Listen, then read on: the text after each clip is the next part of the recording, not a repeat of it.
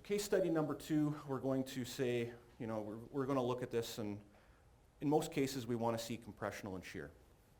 And the way we went about this is this well also had compressional and shear, so we used that log data. We used simple porosity measurements again, which I'm not saying are the best way to go, but it's what we used. And we rebuild the model using standard isotropic equations using Young's modulus, Poisson's ratio derived from the compressional and shear.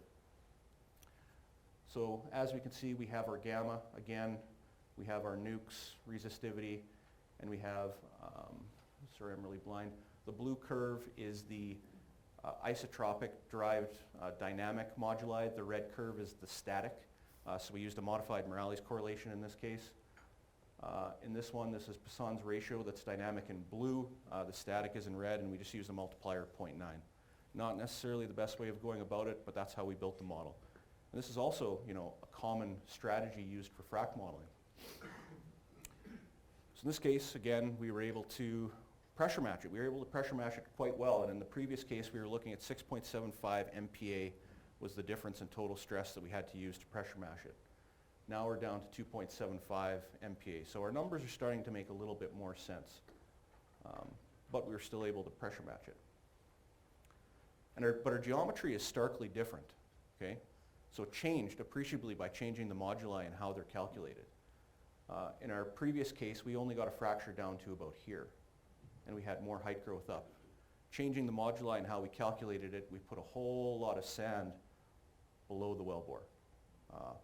Also, in the previous case, our fracture gross half length was 1,400 meters, and now it's under 1,000.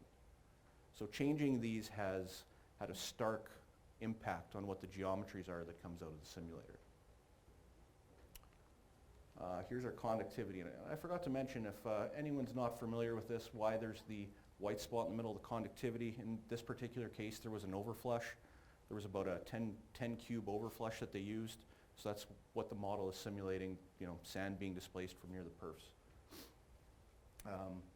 This case, we get 34 meters of conductivity at 1 millidarcy meter and 41 meters of frac height. So our frac height's actually the same in the net created fracture height that we would use in reservoir simulation, but our XF is much different. We're, let's call it 35% lower in this case, just for fun. I know I'm a geologist, so my math doesn't have to be perfect. That's what I tell myself anyway.